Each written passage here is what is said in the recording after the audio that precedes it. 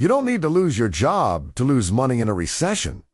That's the illusion most people believe. They think economic crisis means unemployment, market crashes, dramatic headlines. They prepare for visible disaster. What they miss is the slowdown.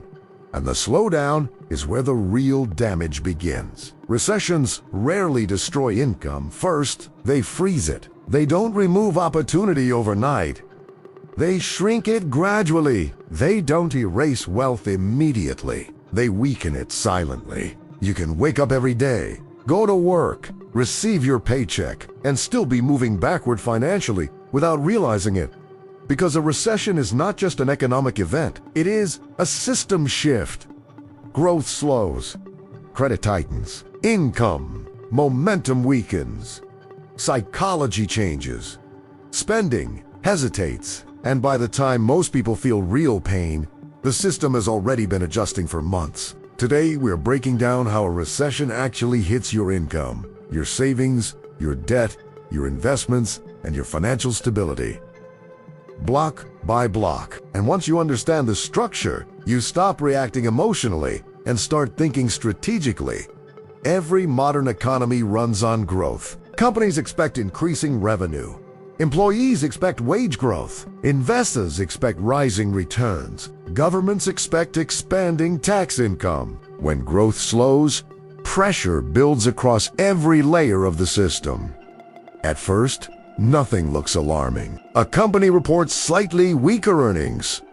A sector sees softer demand. Investors adjust expectations downward. Banks review risk models more cautiously. Life still feels normal, but here's what most people don't see.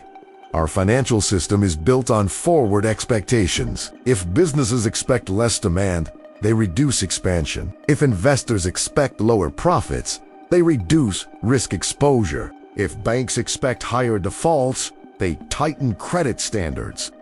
The system moves from expansion to defense, and defense spreads faster than optimism. The economy depends on circulation. Income becomes spending. Spending becomes business revenue. Revenue becomes investment.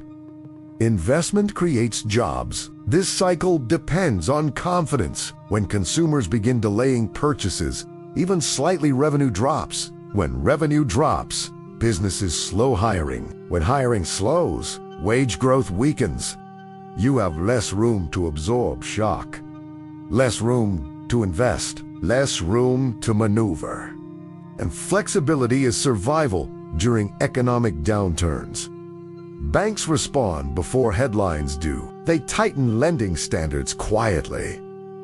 Loan approvals become stricter. Credit limits shrink.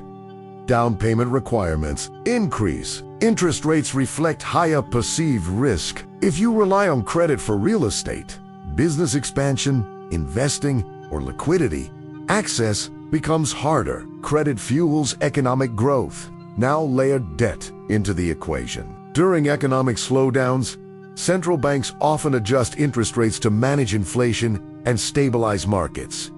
Sometimes rates rise. Sometimes they remain high. If you carry credit card balances, personal loans, adjustable rate mortgages, or business debt, your cost of borrowing becomes heavier. Even without new debt, existing debt consumes more of your income. When income growth freezes and debt costs remain high, financial flexibility shrinks. Commission-based income declines. Promotion timelines stretch. Your salary might remain the same, but inflation continues. Interest rates may remain elevated. Rent doesn't pause. Mortgage payments don't shrink automatically. If your income stops growing while your expenses keep increasing, your purchasing power declines. And purchasing power is real wealth. You can technically earn the same salary and still afford less. That is the silent squeeze most people overlook. When wage growth weakens, spending declines further. Money may still exist in the system, but it moves more slowly. Velocity matters more than people realize. If money circulates with hesitation, growth contracts, and when growth contracts, opportunity contracts with it. Recessions grow through hesitation, not chaos. Here is where it becomes personal. You usually don't lose your job first. You lose, momentum raises shrink. Bonuses disappear. Overtime gets reduced. When lenders pull back, activity slows further. And individuals feel this shift when opportunity requires capital that suddenly costs more. This is not panic. It is recalibration. But recalibration affects real people. Financial markets anticipate weakness before most households feel it. Stock market volatility increases. Investors move towards safer assets. Asset prices fluctuate more aggressively. When retirement accounts decline, spending behavior changes. When portfolios drop, confidence drops with them. Even people who do not actively trade begin to think differently about money when markets are unstable. And psychology changes behavior faster than data changes income. Fear reduces risk-taking. Reduced risk-taking reduces investment. Reduced investment slows economic expansion further. The market doesn't just reflect recession. It accelerates its emotional impact. Recessions are amplified by psychology. When people feel uncertain about job security or future income, they spend less. When businesses see reduced spending, they cut costs. When companies cut costs, workers feel more insecure. Fear feeds contraction. The human brain is wired to avoid loss more strongly than it seeks gain. In uncertain times, protection feels smarter than growth. But when millions of individuals shift into defensive behavior at the same time, economic slowdown accelerates. Behavior becomes a multiplier. And most people do not realize they are contributing to the contraction they fear. Small businesses often feel pressure before large corporations. They operate with thinner margins and less access to capital. When demand softens slightly, it impacts cash flow immediately. Hours are reduced. Hiring freezes. Inventory orders shrink. Local income declines before national headlines confirm recession. Economic stress begins at the edges, then it moves inward. By the time middle-income households feel significant strain, the cycle has often been running quietly for months. Here is the dangerous part. Recession becomes self-reinforcing. Spending drops, revenue drops, hiring slows, income growth weakens. Spending drops again. Each reaction validates the previous fear. The loop strengthens itself, unless confidence, liquidity, or policy intervention interrupts the cycle. Contraction deepens. Understanding this loop matters because it explains why downturns feel like they accelerate suddenly. They do not appear overnight. They build momentum. Now, consider this. If your salary remains flat, if your debt payments remain high, if your investments are volatile, if your opportunities shrink, you can move backward financially without ever losing your job. Your net worth stagnates. Your savings grow slower. Your purchasing power declines. Your margin for error shrinks. This is why some people feel financially stressed during recessions, even though they remain employed. The pressure is structural, not dramatic. The biggest mistake during economic slowdowns is emotional reaction. Selling investments at market lows, taking on high-interest debt out of fear, abandoning long-term plans without evaluation.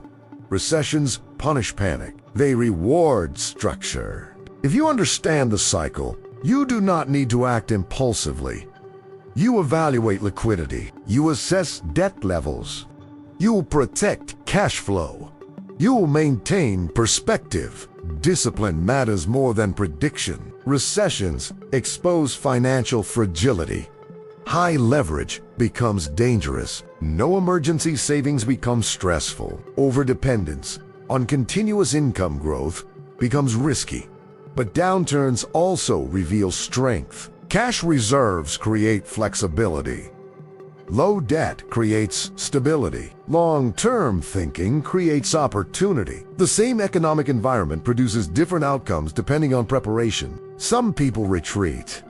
Others position. A recession is not random chaos. It is a chain reaction built on growth expectations, credit conditions, behavior, and psychology. Growth slows, income momentum weakens, credit tightens, fear spreads, spending contracts. The loop reinforces itself. If you only watch headlines, it feels unpredictable. If you understand the structure, it becomes navigable. You may not control the economic cycle, but you can control your response to it. And the difference between reacting emotionally and responding strategically determines whether a recession weakens you or simply tests you. Once you see how the blocks connect, you stop being surprised by downturns. And when you are not surprised, you are not powerless.